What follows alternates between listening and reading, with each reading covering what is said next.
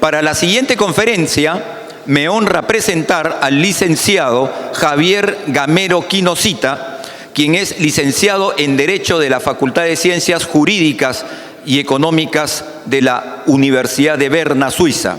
Es licenciado en Administración y Ciencias Policiales y despacho de oficial de policía de la Guardia Civil del Perú.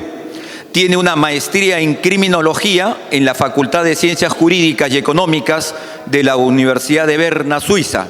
Posgrado en el Centro de Altos Estudios Nacionales CAEN, experto en defensa nacional, es conferencista internacional en temas de seguridad nacional.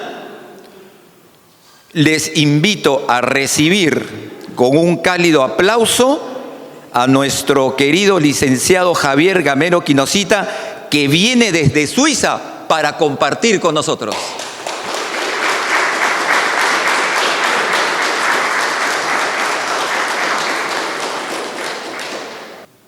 Muchísimas gracias, damas y caballeros. Es para mí un honor poder retornar al seno de mi patria y al club de mis amores, el Club de Ciudad de Oficiales de la Benemérita Guardia Civil del Perú, para compartir con ustedes algunos saberes, algunas reflexiones de diversas universidades, facultades de seguridad y justicia criminal y universidades de defensa de Europa.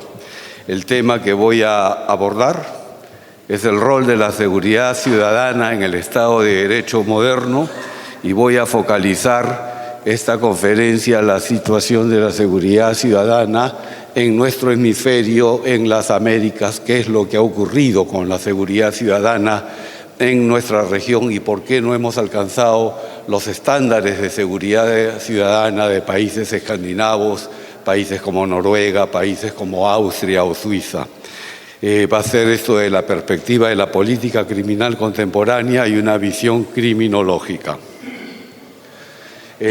Los temas que voy a abordar, pueden verlos ustedes, es la seguridad al fin de la Segunda Guerra Mundial. Va a comenzar mi análisis desde esa era, desde esa fase. Vamos a analizar la seguridad en la región, en la dinámica de la Guerra Fría.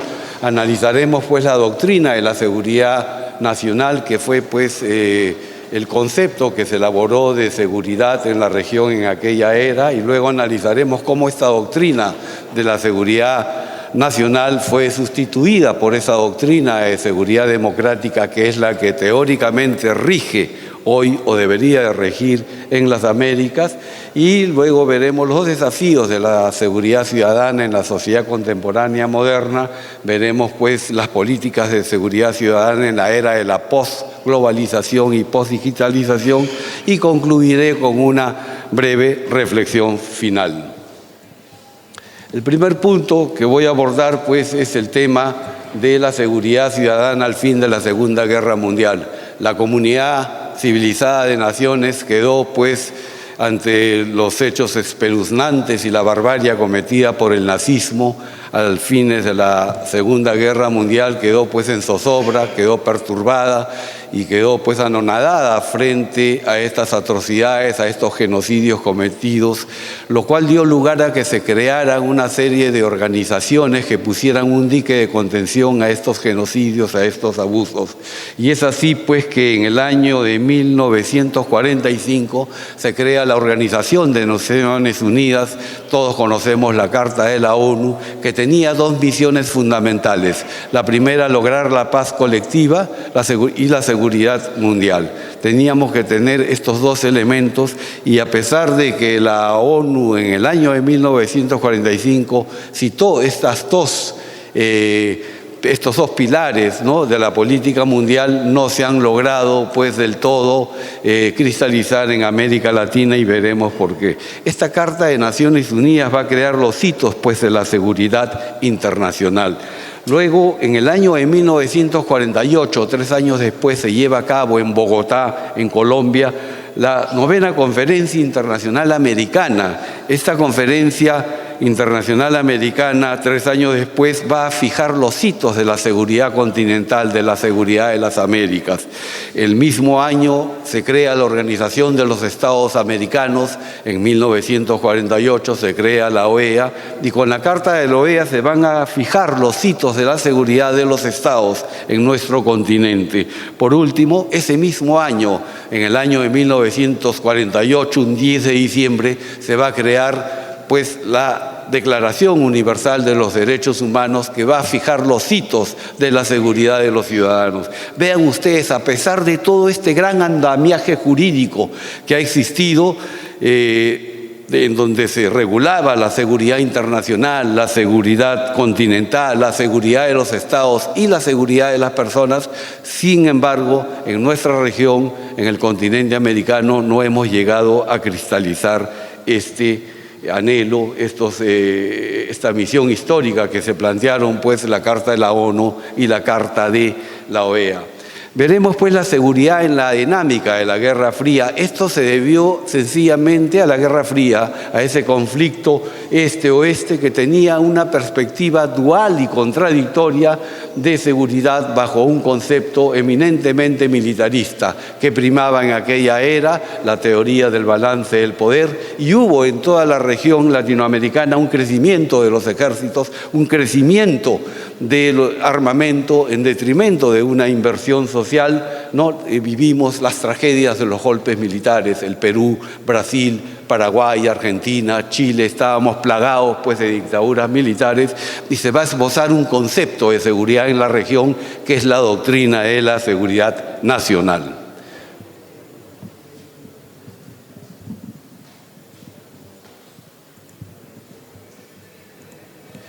Esta doctrina de la seguridad nacional ha sido pues el dique de contención, el obstáculo principal para que no se pueda cumplir esa misión histórica que las Naciones Unidas y la OEA habían logrado, cosas que sí se han logrado en otras regiones como en Norteamérica o en Europa, ¿no? Estaba basada pues esta teoría de la doctrina de la seguridad nacional orientada a la contención del comunismo. Había que crear un dique de contención para esa expansión del comunismo, producto de esa guerra fría existente basada en el uso de la fuerza, la tentación totalitaria. Hubo una sumisión del poder político al poder militar. Existía pues el principio de no intervención, y se va a elaborar una teoría de seguridad que es la teoría del orden público. Esta teoría del orden público estuvo en función de la seguridad de los estados, más no en función de la sociedad, más no en función del individuo, ¿no? La policía en la doctrina de la seguridad nacional, vean ustedes, los Estados Unidos van a impulsar pues en todas los regímenes políticos de América Latina pues la expansión de los gobiernos dictatoriales. Los militares eran los generales, eran los presidentes. Tenemos el general Videla, el general Stroessner, el general Velasco, bueno, el general Pinochet, pero es decir, se militarizó toda la región, y la única finalidad de esto era pues contener el comunismo. Vean ustedes cómo se va la Guerra Fría. Era imposible una conflagración bélica entre la Unión Soviética y los Estados Unidos, el gran gendarme del universo, y se va a extender estos conflictos a las zonas periféricas, y tenían que evitarse pues que este socialismo o comunismo se vaya expandiendo, y hubieron en muchas regiones de América Latina pues una serie de guerrillas, ¿no? La policía se regía pues por viejas concepciones militaristas.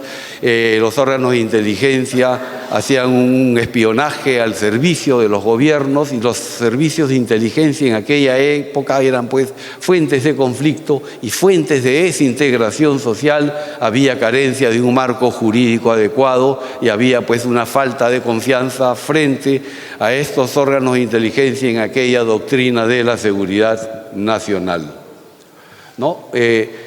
Un ejemplo claro de esto vamos a ver en la praxis cómo se ha cristalizado esa doctrina de seguridad nacional, y lo voy a hacer con un ejemplo en el Perú, que fue la lucha en el sistema antiterrorismo, ¿no? En el año de 1989 es el fin de la Guerra Fría. Sin embargo, las prácticas de la Guerra Fría en materia de seguridad y de doctrina de seguridad nacional se fueron extendiendo hasta el año de 1994. Recién en 1994 va a haber un cambio de concepción, la doctrina de seguridad democrática. Y acá me estoy refiriendo al gobierno del ingeniero Alberto Fujimori, sin querer politizar de ninguna manera. Es mi intención politizar esta conferencia.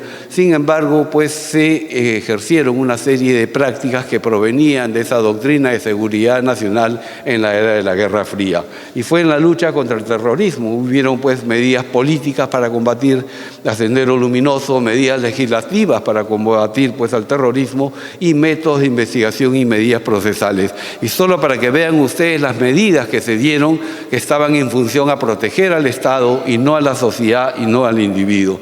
Muchas veces los Estados Unidos incitaban a que las policías en la región más bien vulneraran las libertades y los derechos fundamentales, ¿no? Por ejemplo, se militarizó el país, existía en el Perú en esos años un 48% del territorio nacional que estaba bajo el estado de emergencia y bajo el ejercicio o el control o la vigilancia de los comandos políticos militares, ¿no? Y ustedes saben que cuando hay un estado de emergencia se van a suspender, de acuerdo a nuestra constitución política, 4 derechos fundamentales. Pero hubieron una serie de medidas legislativas también para combatir el terrorismo, la violación del principio de proporcionalidad. Muchas veces era autor, cómplice o encubridor, no había ninguna diferencia, todos tenían la misma pena, cosa que violaba las reglas jurídicas para los que son juristas y entienden pues que el derecho penal. Se podía uno dar cuenta de estas atrocidades. Todos recibían 20 años, no había diferencia del grado de participación de una persona. También se violó el principio de la legalidad porque existía un concepto, una definición en el Código Penal de terrorismo que no era clara, que era ambigua y que se prestaba pues a arbitrariedades, ¿no? De parte de los jueces para poder juzgar, ¿no? La definición era abstracta y era pues ambivalente. Los delitos de traición a la patria se van desnaturalizadas. Recuerdo yo en esa época estudiaba en la Universidad de Berna en Suiza cómo se discutió, se debatió acerca de la detención de Lori Berenson, que siendo una ciudadana estadounidense fue sentenciada por delito de traición a la patria con una pena privativa de la libertad, o creo que primero fue cadena perpetua. Pero vean ustedes cómo se desnaturalizó pues el delito, la esencia del delito, porque yo puedo ser traidor a la patria si traiciono al Perú porque soy peruano, pero yo no puedo ser traidor a la patria en los Estados Unidos porque yo no soy estadounidense. Pero este tipo de errores que cometieron en ese entonces fue el Servicio Nacional de Inteligencia, que lamentablemente tuvieron el error de copiar todas las leyes italianas cuando hicieron frente a las Brigadas Rojas. Italia tuvo que pagar después el precio de ello con indemnizaciones. Algo similar ocurrió en el Perú. Recuerdo haberlo yo manifestado en una conferencia en la Academia Diplomática en aquella época en que el fujimorismo y el CIN estaba en toda su fuerza, y el temor que tenían todos los miembros de la Fuerza Armada cuando yo dictaba mi conferencia de querer tomarse una foto conmigo o interactuar, porque eran épocas difíciles. Vean ustedes pues también hubo las leyes de arrepentimiento, los procesos sumarios, tribunales militares donde eran juzgados los civiles, algo que viola los estándares internacionales. Existe en el derecho internacional un principio que el derecho internacional quiebra el derecho nacional o tiene prioridad sobre el derecho nacional, Völkerrecht, Brichtlandrecht. Sin embargo, esto no se dio. Pero hubieron métodos también pues de investigación y medidas procesales, como el poder de investigación policial extraordinario, la suspensión del derecho de defensa, la prohibición de interrogatorio al personal militar y policial, sentencias en ausencia, prohibición de libertad, despojos de nacionalidades. Es decir, un Estado desesperado por querer, que no estaba preparado para hacer frente a la lucha subversiva en ese entonces o al delito de terrorismo, y acá hay un gran debate doctrinario. Sin embargo, este tipo de medidas fueron el reflejo de esa doctrina de seguridad nacional que solo velaba por la seguridad del Estado y no de la sociedad.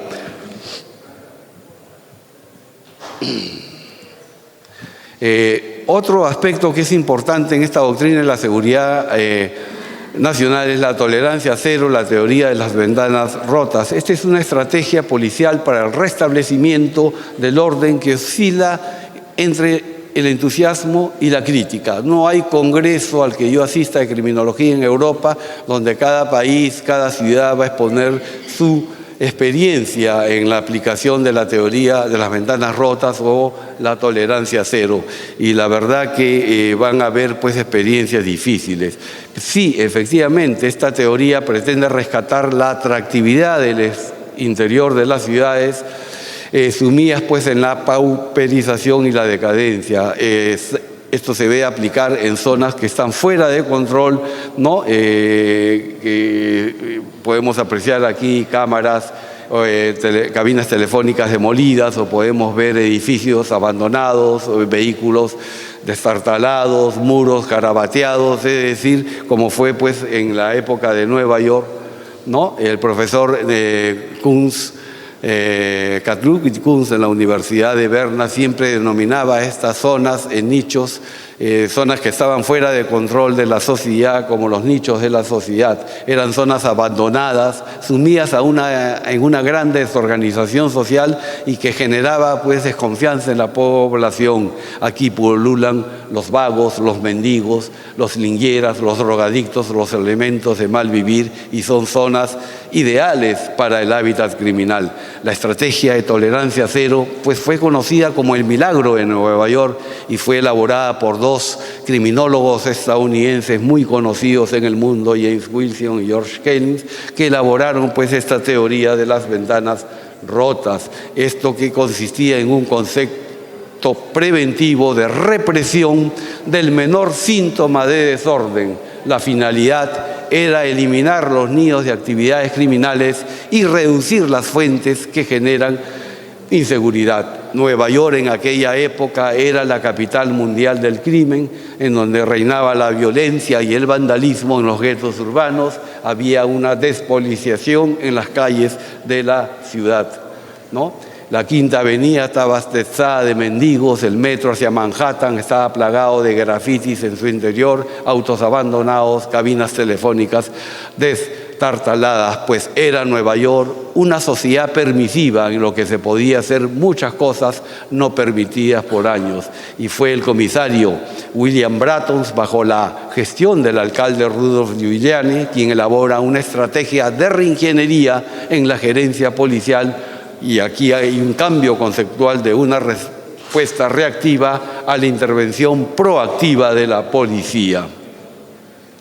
La divisa de la tolerancia cero es: no hay perdón para nada, absolutamente para nada. Esto consistía pues en la represión de pequeñas inconductas sociales, inconductas no criminales. Se arremetía contra toda indisciplina social y moral.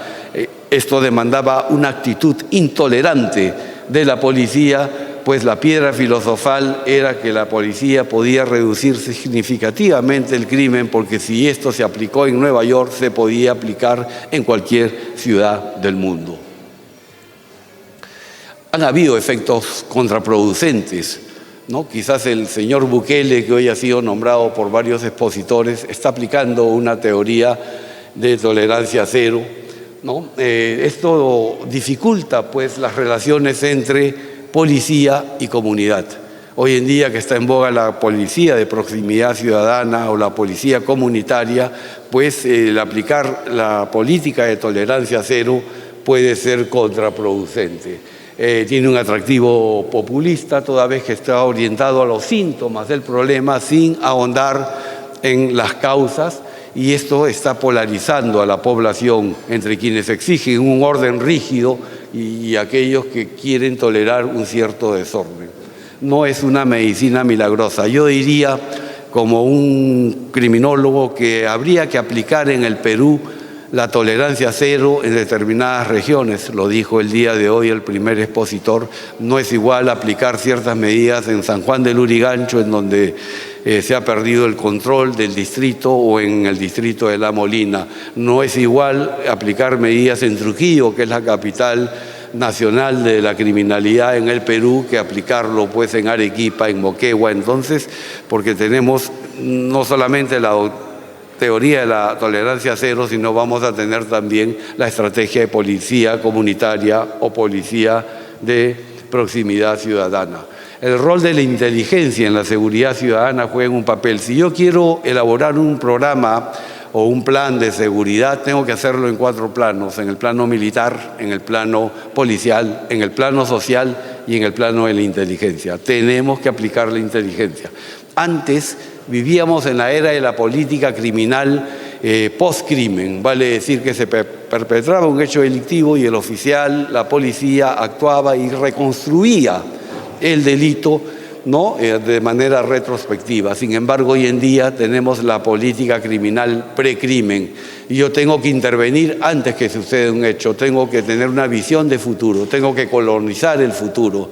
No se ha cometido un hecho delictivo, pero yo tengo que hacerle seguimiento, interceptaciones telefónicas. Esto es, damas y caballeros, producto de ese trilema entre la libertad, la seguridad y la justicia, ¿no?, del que nos hablaba el profesor Yoshiro Takemura de la Universidad de Yokohama, ¿no? Tenemos pues esa gran, qué difícil es hoy en día pues ser oficial de policía y tener que prevenir y adelantarme a los hechos para poder pues prevenir o perpetrarse un hecho delictivo. Y esto es producto de la sociedad post-11 de septiembre, en donde a raíz del 11 de septiembre del 2001 han cambiado pues los paradigmas de la seguridad y tenemos pues que actuar así. Vean ustedes, hay un giro preventivo de una lógica de reacción reactiva a una lógica de prevención proactiva, ¿no? Prevención proactiva.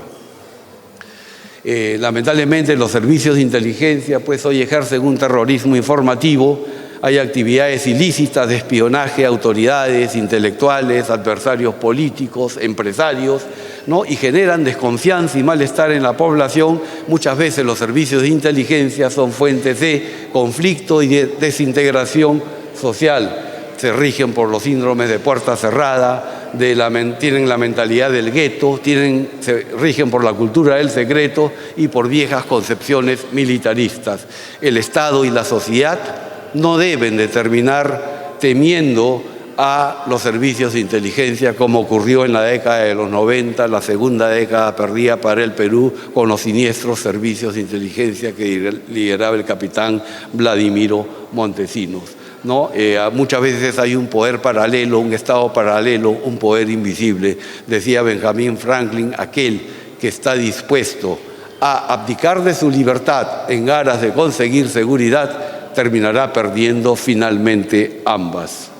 Lo que debo decirles es que la inteligencia es necesaria y es preponderante para las políticas de seguridad.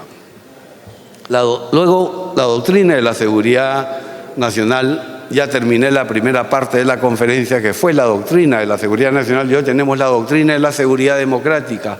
El año de 1994 se lleva a cabo en Miami, en el estado de la Florida, la Cumbre de las Américas, y el presidente Bill Clinton se percata que ya en todos los países de América Latina existían democracias precarias, pero al fin democracias. Ya había fenecido la Guerra Fría, ya se había democratizado la región, había la necesidad de cambiar los conceptos fundamentales de la seguridad ciudadana en la región, ¿no? Y se va a elaborar un nuevo concepto de seguridad ciudadana que estaba basado pues en esta doctrina de seguridad democrática. Ya no tenemos esa doctrina de seguridad nacional, sino una doctrina de seguridad ciudadana o de seguridad democrática que va a elaborar un concepto propio de seguridad, que es el concepto de seguridad ciudadana, que estaba en relación al desarrollo humano sostenible. Elementos de este nuevo concepto de seguridad era la participación ciudadana,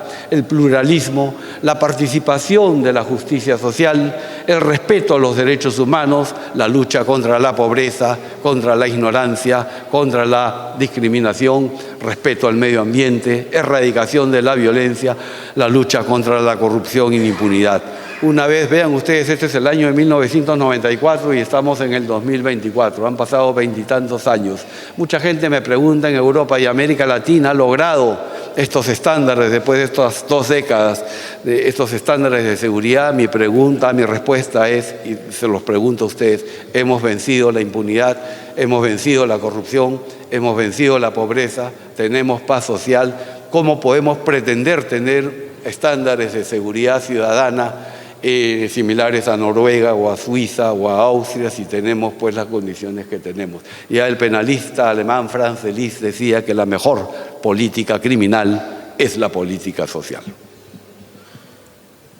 ¿Cuáles son los elementos de la seguridad ciudadana? Bueno, la seguridad ciudadana es el marco central para el desarrollo de los derechos humanos. La función que tiene la policía es defender a la persona humana. Ya lo dijo en la mañana el coronel Carlos Velázquez, habló pues de la seguridad ciudadana humanocéntrica, no estadocéntrica. La persona humana es el fin supremo del Estado. No se debe limitar a la lucha contra la delincuencia, tiene que ir más allá. Hoy se habla de seguridad sanitaria, seguridad alimentaria, seguridad energética.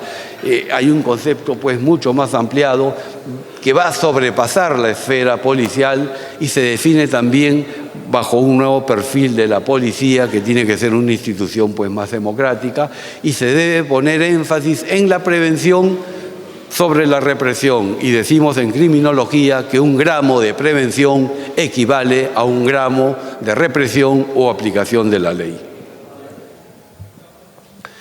La concepción democrática de la policía debe ser de naturaleza y carácter civiles.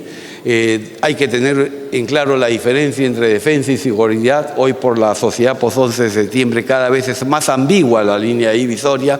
La policía no debe tener enemigos a quien combatir, sino ciudadanos a quien proteger. Vean ustedes, el paradigma filosófico es diferente.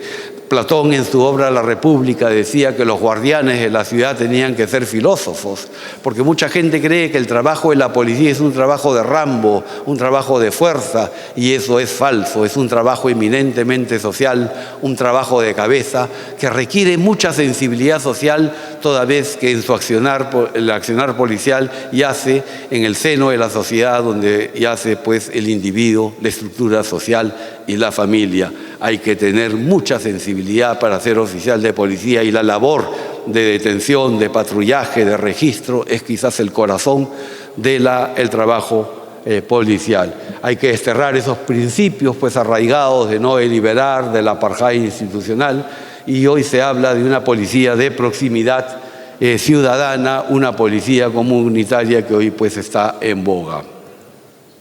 La policía comunitaria o de proximidad ciudadana tiene elementos esenciales. Primero, se basa en el mito a la comunidad como socio. La policía debe ser de excelencia y debe ser de calidad, donde el cliente es el ciudadano. Esa es la concepción. Implica un servicio policial personalizado, reúne información cara a cara, el policía cara a cara con el vecino. Minimiza la sobrereacción policial. Yo, al conocer a las personas de mi jurisdicción, a la población, voy a poder monitorear mejor. Permite a la policía dirigirse a una persona potencialmente violenta cuando es próxima a ella, cuando la conoce. Mejora la sensibilidad del accionar policial con las necesidades de la comunidad, simboliza compromiso social y permite desarrollar controles sociales informales. Contribuye pues a la calidad del entorno físico. Esta policía comunitaria permite monitorear tensiones raciales y étnicas. Esto se aplica mucho en Europa. Aquí hay una animadversión también a los venezolanos, ¿no?, que están cometiendo una serie de hechos delictivos, y a veces la policía de proximidad ciudadana o policía comunitaria podría aliviar en algo esas tensiones existentes. El mejor sistema de policía que yo conozco en el mundo, policía comunitaria de proximidad ciudadana, es el sistema de casetas policiales Koban en el Japón. En el Japón el policía no es un bombero que va a apagar un incendio, sino es un cartero, pero sin cartas. Al no tener cartas va a recorrer el vecindario, va a tocar la puerta de los vecinos, va a conversar con ellos y va a saber cara a cara qué preocupaciones, qué problemas, qué demandas, qué inquietudes tiene. Estos oficiales COBAN son preparados en arreglos amistosos, en mediación, en conciliación, y existe una gran confianza del ciudadano frente a sus oficiales COBAN. Cuando un japonés se va 2 o 3 semanas de viaje, deja la llave de su casa al oficial COBAN en la caseta para que el oficial pueda regar sus plantas, pueda alimentar a sus mascotas, a sus animales. Yo me pregunto cuántas personas cuando nos vamos de vacaciones en nuestro país dejaríamos en la comisaría de la jurisdicción nuestra llave para que vean por nuestros alimentos, de nuestras mascotas o puedan regar nuestras plantas. Otro ejemplo claro lo tiene China, que es uno de los mejores sistemas de policía comunitaria y policía local, algo que a pesar de ser China una dictadura, es un estado en donde no se respetan los derechos humanos y hay una policía nacional. Sin embargo, la justicia local china es una de las mejores y tiene un sistema parecido al Japón, ¿no? Allí es por localidades, se habla de la justicia local y la justicia familiar y está inspirada en los principios de Confucio. O sea que hay que ver que China en ese aspecto. Claro que hay una policía política, hay una policía autoritaria, no existen los derechos fundamentales, pero sí funciona la justicia local y tiene pues un gran arraigo en las comunidades en China. Vamos a ver los modelos de prevención y control social. Esto es muy importante. Existen 3 tipos de prevención. Ya les he dicho yo que 1 gramo de prevención equivale a 1 kilogramo de aplicación de la ley. Y tenemos una prevención primaria, secundaria y terciaria. En la prevención primaria es una estrategia preventiva, ¿no?, orientada a influenciar las causas exactas de la delincuencia. Se da básicamente en la política social, la política económica y en la cultura, ¿no? Campos relevantes es la educación, la vivienda, el trabajo, el deporte, el tiempo libre. Acá no existe la comisión de un hecho delictivo, pero el Estado tiene la obligación, no la policía, el Estado tiene la obligación de velar por esta prevención primaria, ¿no? En principio está regida para todos los ciudadanos. Una sociedad que construye losas deportivas, que construye escuelas, que construye centros de salud, está haciendo un trabajo de prevención y va a evitar que los jóvenes crezcan en zonas pauperizadas y que no cuenten con los servicios básicos.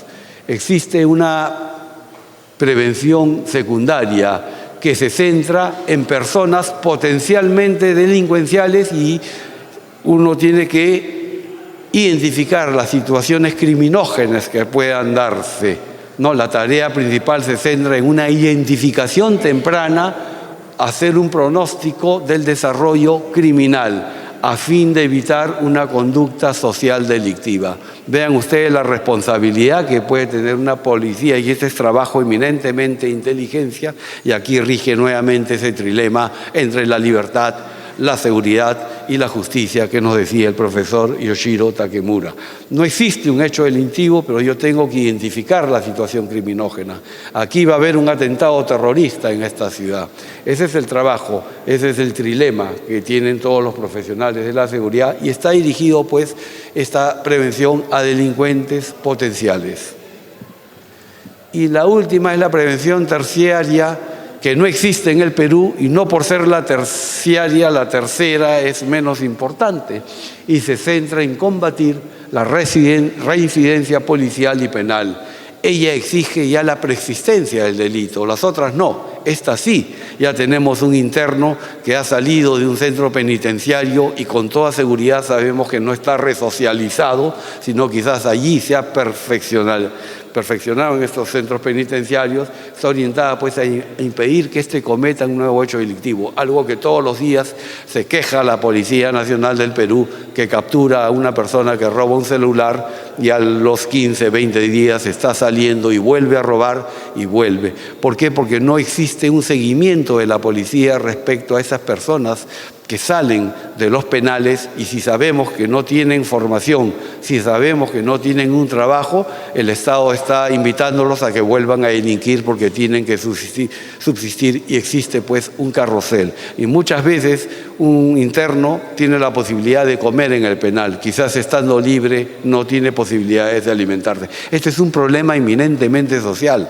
Por eso Frances Dillard decía que la mejor política social es la política criminal. Hay pues un objetivo reintegrativo positivo, ¿no? Resocializar, evitar. Y eso la policía no sabe cuántas personas van a ser liberadas que han cumplido su pena privativa de la libertad, pero un comisario, la municipalidad debe saber, ha regresado el señor fulano de tal que ha cumplido 4 años de pena privativa de la libertad por patrimonio. Tiene que haber un trabajo de inteligencia, un trabajo de seguimiento y ver la manera de cómo resocializarlo. Ese es el problema. El Estado está dirigido a los potenciales delincuentes reincidentes, y ese es un problema que tiene el Perú. ¿Cuáles son los desafíos de la seguridad ciudadana en el siglo XXI? Tenemos una creciente y compleja criminalidad, un crecimiento sostenido del crimen. Ya hemos visto bastantes estadísticas esta mañana. Hay mayor grado de violencia en el delito, extorsiones, sicariatos, secuestros, ¿no? Hoy en día, pues, tenemos nuevas modalidades delictivas que han venido de parte de los colombianos y de los venezolanos. Hay una diversificación de la población criminal. Hoy tenemos jóvenes que van a cometer actos antisociales, mujeres o personas de edad que no tienen nada que perder y se arriesgan a llevar cocaína a Europa. Total, si ellos logran el negocio, van a asegurar a toda su familia, y si no lo hacen, pues la pena privativa de la libertad no la van a cumplir porque ya les queda pocos años de vida. Hay ampliación de los espacios de victimización. Antes uno podía ser asaltado en un banco, en una plaza pública. Hoy en día, regando uno al jardín de su casa, puede ser víctima de un hecho delictivo. Tenemos la violencia familiar, doméstica, que es en nuestros propios hogares.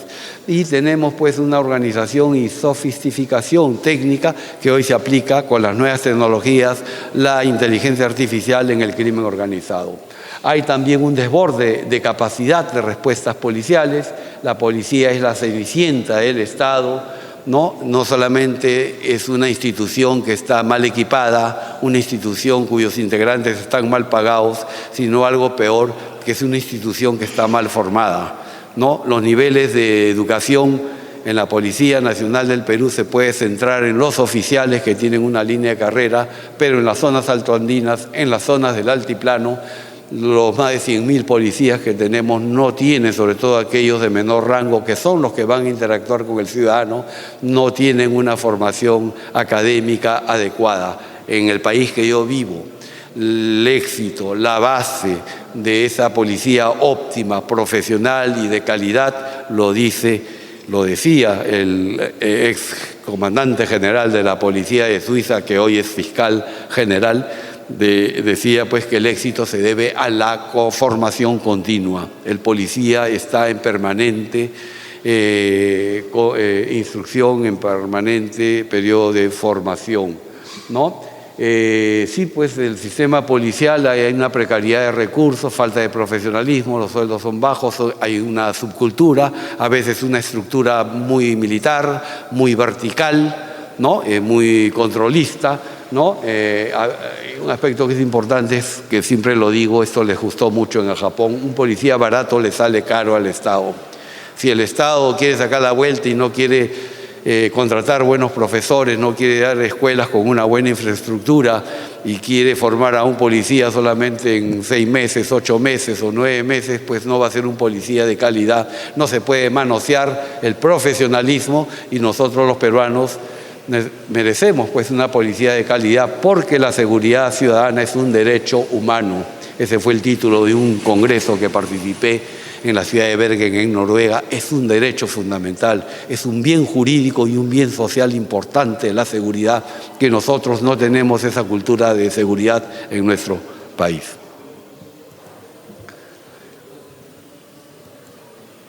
Hay una presión pues social por respuestas más represivas, por eso que hoy en día los candidatos a las alcaldías, a la presidencia de la República, a las presidencias regionales, dicen: vamos a imponer pena de muerte, vamos a sacar al ejército para que controle el orden interno, la Marina va a controlar los puertos, la Fuerza Aérea va a controlar los aeropuertos y se quieren dar pues medidas militares, medidas represivas, sanciones mucho más drásticas, ¿no?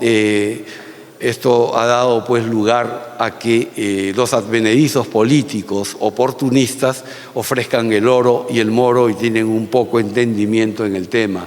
Se aprovechan muchas veces el pánico social, la paranoia colectiva, el temor de los que nos hablaba el día de hoy el coronel Velázquez Salazar, la sociedad del miedo, ¿no? Y si vemos a esto, el populismo del discurso político, los medios de comunicación, la manera como nos van a invadir de manera grosera cotidianamente en tanto televisiva, radial, como en la prensa escrita por este enjambre de violencia y de criminalidad que vivimos. Tenemos una sociedad que está traumatizada y a veces uno cuando llega al país está pues en un estado de alerta completa porque todos nos hemos visto obligados a restringir nuestra vida social en aras pues de tener una seguridad, ¿no?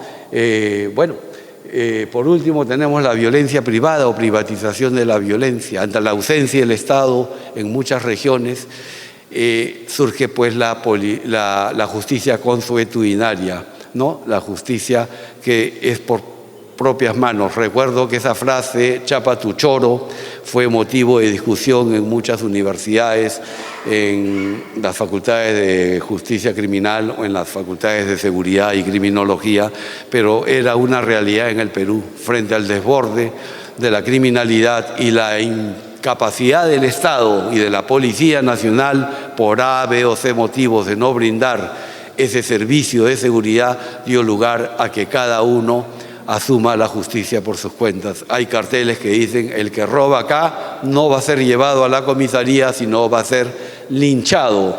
Y esto no solamente se da en el Perú, se da en muchas regiones, sobre todo en las zonas altoandinas, en las zonas del altiplano. Yo recuerdo claramente haber visto en internet un video espeluznante en donde he visto en una comunidad andina, no recuerdo dónde era, que la población con su alcalde agarraron a latigazos a 4 policías que fueron desvestidos en la plaza central de la comarca de la ciudad y eran castigados porque los policías habían sustraído dinero de la comuna. Y eso yo he tenido oportunidad de verlo, de ver a la institución a la que yo he pertenecido y que eran despojados del uniforme que yo he vestido, pero por esa justicia consuetudinaria, y esto es cuando carecemos de una política criminal racional, coherente y moderna, y estas son las grandes falencias que tiene pues muchos estados de América Latina que no nos hemos modernizado, y bueno, pero es parte de del escenario. En materia de política criminal tenemos escuadrones de la muerte, bueno, sicariato, hoy en día ya han habido también cuerpos de policía paralelos, los comités de autodefensa, las rondas campesinas, las cooperativas de seguridad, ¿no? Los programas Patrullando mi Barrio, es decir, se habla de la pluralidad de las policías en el siglo XXI porque ya no tiene el Estado pues el monopolio de la seguridad.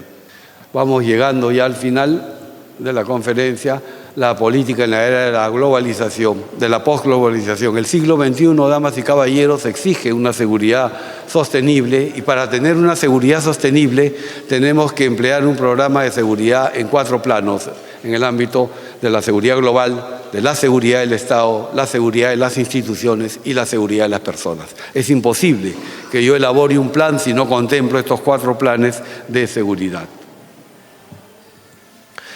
Hay pues nuevos enfoques globales y hay estrategias transversales, hay que detectar las causas de la criminalidad en esta nueva era, así como los riesgos y oportunidades. Tenemos que tener una perspectiva transnacional y poliédrica, ¿no? No podemos cerrarnos. Hoy en día el mundo ha cambiado, tenemos una constelación distinta y tenemos tendencias macropolíticas, macrosociales, macroeconómicas, macroculturales, macrodemográficas, macrotecnológicas, macroecológicas, ¿no? Tenemos un escenario distinto en donde nos decía el profesor Yoshiro Takemura de la Universidad de Yokohama, que la sociedad actual yace en el punto crítico del caos, la complejidad y la contingencia. Un mundo, nos decía el profesor Takemura, lleno de confrontaciones y contradicciones, ¿no? Vivimos un tiempo caótico y sin regulación, desprovisto de anclajes, ¿no? Los aeropuertos son los nuevos ejes de la cartografía del planeta, en donde se plasma la interconexión global y se va a fraguar el delito, las actividades delictivas, el crimen internacional, el crimen organizado internacional. El jet lag es el paradigma de la contemporaneidad. Tenemos o vivimos todos los ciudadanos una sensación de desdoblamiento y desorientación. Vivimos pues en una sociedad en medio de la multiespacialidad, la pluritemporalidad y la transindividualidad. El profesor Martín Quillas de la Universidad de Zúrich decimos que vivimos en un mundo pues lleno de oportunidades. Vivimos en la sociedad post-11 de septiembre, que ha cambiado los paradigmas de la seguridad. Vivimos en la sociedad de 24 horas. Antes se perpetraba un hecho delictivo pues en las horas de atención de un banco. Hoy en día pues uno las 24 horas del día con un ordenador puede cometer fraudes online en diversas latitudes. Vivimos en la sociedad de vigilancia, vivimos en la sociedad de riesgo del científico social alemán Ulrich Beck, en que tenemos que coexistir con estos riesgos que van a ser permanentes y no van a poder ser eliminados, tan solo pueden ser reducidos, porque son productos y reflejos del progreso y del desarrollo y el precio que tenemos que pagar por el triunfo pues, de las nuevas tecnologías, ¿no? Porque hay mayores posibilidades para el crimen organizado. Se han desestatizado los acontecimientos bélicos, se habla de conflictos de baja intensidad y guerras civiles moleculares, se habla de la batalla urbana. El teatro de operaciones ya no es en una zona fronteriza y hay que tomar una colina. Se habla de microteatro de operaciones, que va a ser un centro comercial, un estadio, un teatro, ¿no? Cualquier instalación, un estadio de fútbol. Es decir, pues nos decía el profesor Herfried Münkler de la Universidad de Berlín en Alemania, pues de que vivimos en la batalla urbana y existe hoy en día la invisibilidad del combatiente. Lamentablemente la seguridad hoy oscila entre lo militar y lo policial, y vuelvo a reiterar que la división es cada vez más ambigua, más difícil de establecer, producto pues de la sociedad post-11 de septiembre. Vuelvo a hablar desde el trilema de la libertad, la seguridad y la justicia. Hoy tenemos una sociedad mundial que yace pues en un espacio transnacional. Tenemos una sociedad policéntrica, una sociedad contingente. Los estados-nación ya no son los únicos protagonistas, hay nuevos actores, nuevo global player. La globalización, vean ustedes, damas y caballeros, ha acentuado el proceso de transnacionalización no solo de determinados espacios geográficos. La globalización no es un fenómeno territorial, sino también que ha globalizado, ha transnacionalizado los acontecimientos, los problemas y los conflictos. El lunes 18 de septiembre, debo dictar una conferencia en Colonia, en Alemania, en el castillo de Gimburg, que es el centro de formación de la International Police Association. El seminario internacional es sobre el terrorismo yihadista en Europa, y yo como peruano voy a tener el honor de disertar la conferencia inaugural, y el tema que voy a abordar es el terrorismo islámico en América Latina. Vean ustedes, y traigo en colación esto como ejemplo, que algo que sucede en el cercano o en el Medio Oriente tiene pues una implicancia, porque hoy en día el crimen se ha globalizado y la justicia es global. Tenemos pues, damas y caballeros, nuevos conceptos, nuevos desafíos, nuevos problemas. Se requiere pues de una nueva arquitectura de seguridad que esté orientada a consolidar el Estado de Derecho, fomentar la paz y promover la justicia social. Esto es a grosso modo lo que tengo, y quiero terminar con una reflexión que puede ser muy importante para todos ustedes, en el sentido de que si nosotros deseamos en este siglo XXI tener una seguridad pública sostenible, pues tenemos que intentar concatenar o armonizar lo público con lo privado, no basta uno sin el otro. El Estado con el mercado, no basta uno sin el otro. La centralización con la descentralización, el realismo con el idealismo, el ser humano con la naturaleza, el hombre y la mujer, las políticas de género, el corto plazo y el largo plazo, la prontitud y la estabilidad, el norte global con el sur global, el derecho con el poder, el derecho internacional con el derecho nacional, los principios con el pragmatismo y sobre todo, damas y caballeros, tenemos que armonizar hoy en día las políticas de derecha y las políticas de izquierda. Solamente así tendremos una seguridad ciudadana que va a ser la base de la gobernabilidad en el Estado de Derecho moderno y tendremos esa seguridad pública sostenible del siglo XXI en esta era de la posglobalización, la posdigitalización y la postcrisis financiera. Muchas gracias.